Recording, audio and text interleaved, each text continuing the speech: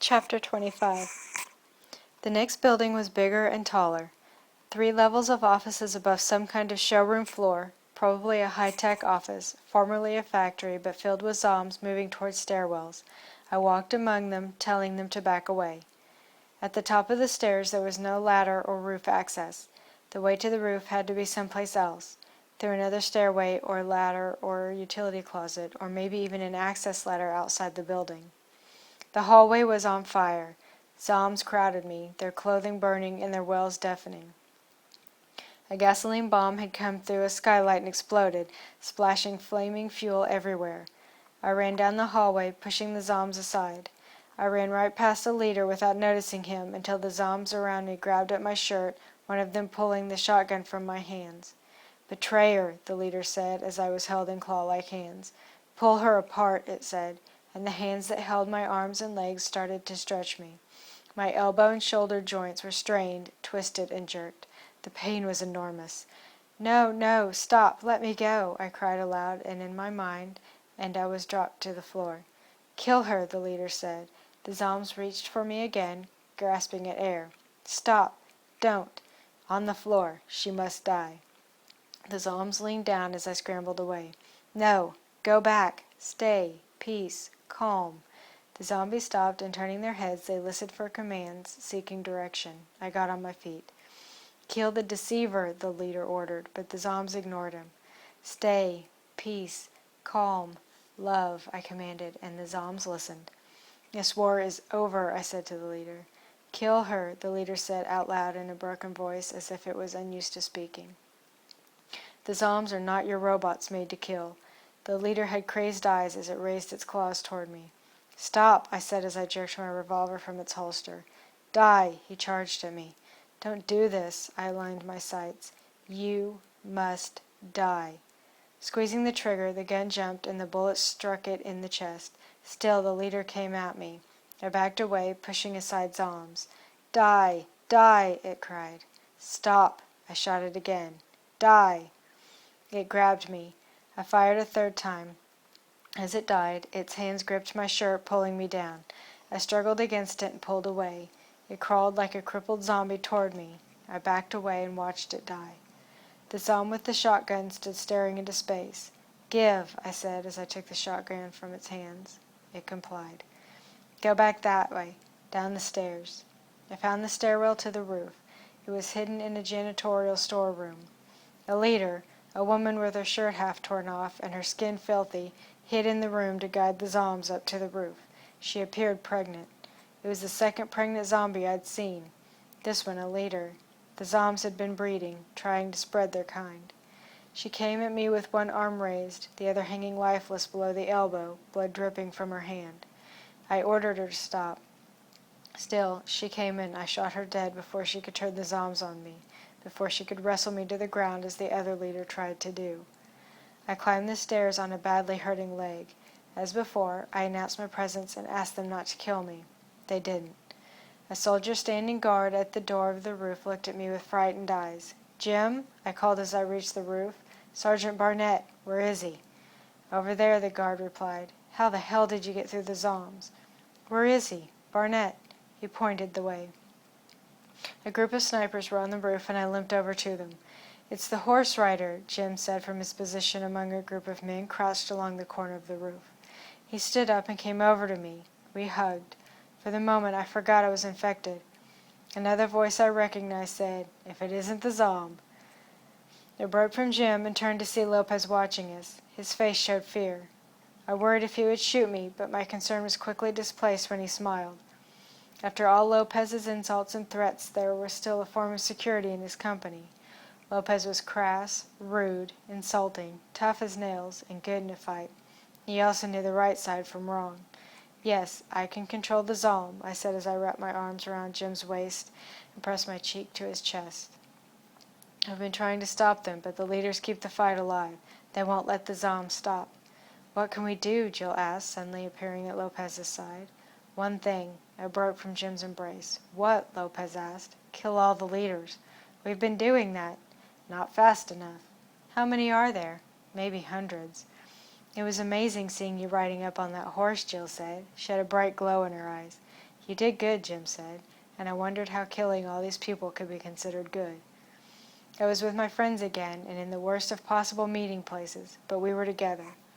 I gazed out over the carnage below. Gunfire rang. Zombs staggered toward the buildings. Machine guns cut them down. Fire bombs dropped from the helicopter. Tracers drew lines in the night. The tank fired randomly into the train. "Hirano!" Jim yelled. A soldier came through the doorway. He was tall with black hair and a half-Japanese complexion smudged with dirt and sweat. He smiled as he walked with his weapon held at low ready. "Yeah, I got away," Private Hirano said. "Where the hell?" Jim called as he left my side and went to greet his friend. "I've been hiding for days," Hirano said as he met my eyes.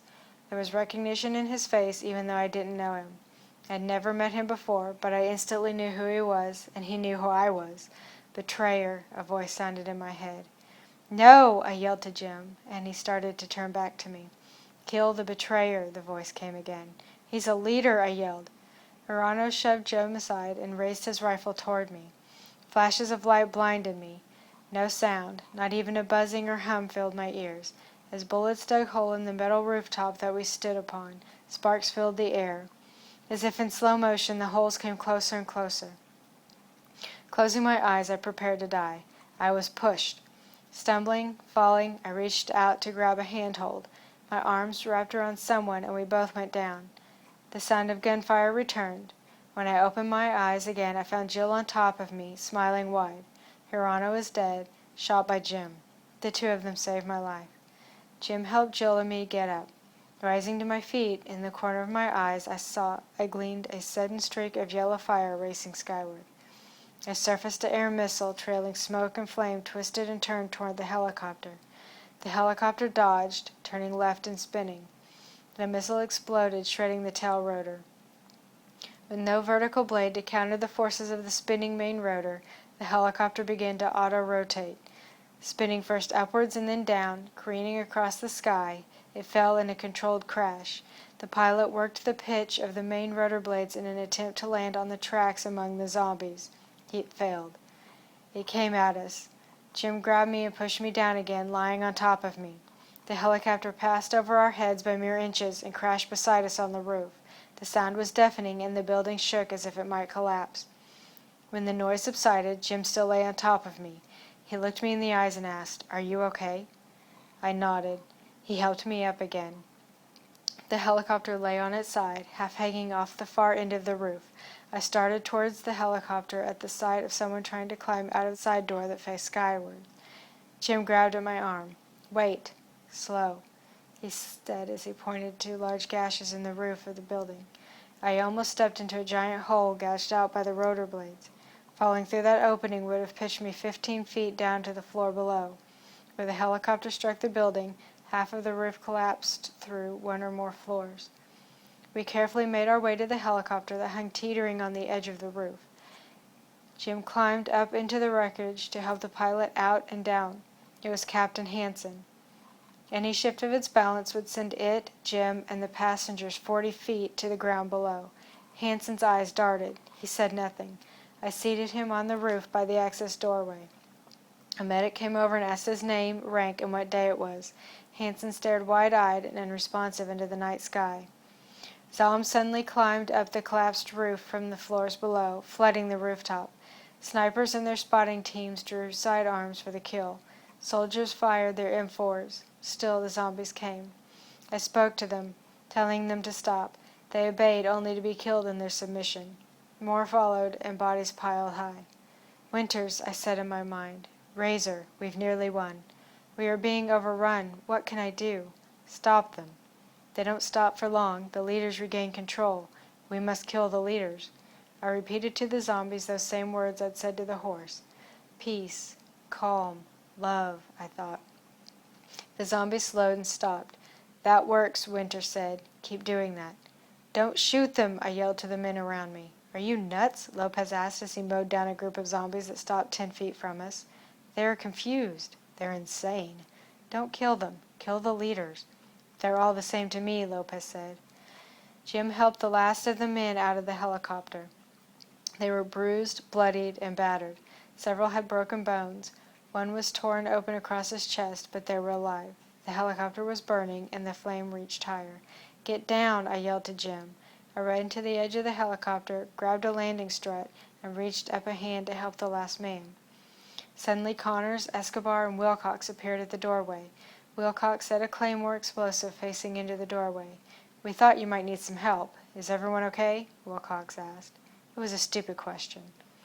The claymore exploded, and the three of them turned back to the doorway, shooting and killing zombies. "We might have brought some zombies with us. Is that all right?" Wilcox yelled over his shoulder.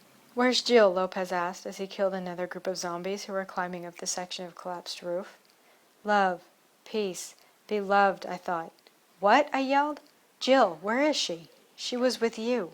That was before the crash." I stopped and listened. I cleared my mind and thought only of Jill. Her voice, faint and frail, called Lopez's name. "That's her. She's here." Jim yelled down from the helicopter. "She's not in here," he said. "Get down. That chopper's about to go over." As he started to climb down, I circled around the helicopter and found Jill, her legs pinned beneath the plexiglass dome that surrounded the cockpit. She looked at me and grimaced, revealing bright white teeth from her dirty face. Tears filled her eyes and streaks ran down her face. She tried to call out for help, with only faint cries escaping her lips. "We need help over here," I yelled to the others. Several soldiers and my old team came running. "The helicopter's about to fall over the edge," someone yelled. "If it goes, it will take her with it," yelled another. "We've got to get her out of there," I said as I tried to keep the zombie away. "Peace, calm, be still," I repeated to them.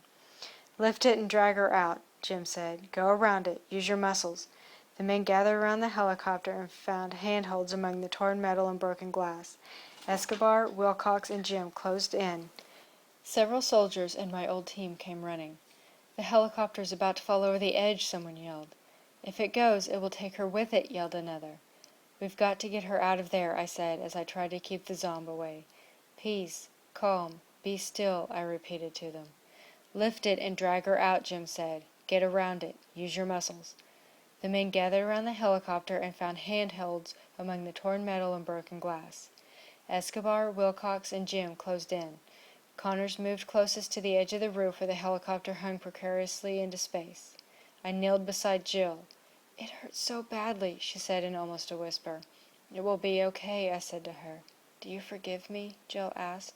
"On 3, Jim ordered. "Don't be silly. I have to know. 1, there's nothing to be forgiven for. Please forgive me," Jill pleaded. 2, "I forgive you." I gathered the fabric of her shirt in my hands. "Do you forgive me?" I asked her in return. She smiled through her pain and said, "Of course." 3, Jim said, and the men put their backs into lifting the helicopter off her legs. It came up a few inches, and I pulled on Jill's shirt, attempting to drag her free. She screamed in pain, but didn't move an inch. "Again, harder," I yelled. "Now, 1, 2, Jim said. 3, I finished. The helicopter creaked and groaned and rose further this time, slipping sideways a foot. I put all my weight into dragging Jill free. She slid screaming in pain across the roof, her legs crushed and pointed at odd angles. She fell silent as she passed into unconsciousness. The helicopter slipped again, and Connors yelled. He hung from the helicopter as it slipped out over the edge of the building. "Give me your hand," Wilcox yelled to Connors as he leaned out onto space. "I can't," and the wreckage of the helicopter slowly tilted, sliding with an ear-piercing screech of metal on metal, and fell, taking Connors with it. I couldn't bear to look down at Connors, and instead tended to Jill's legs. Her breathing and heart rate was strong, and I called for a medic.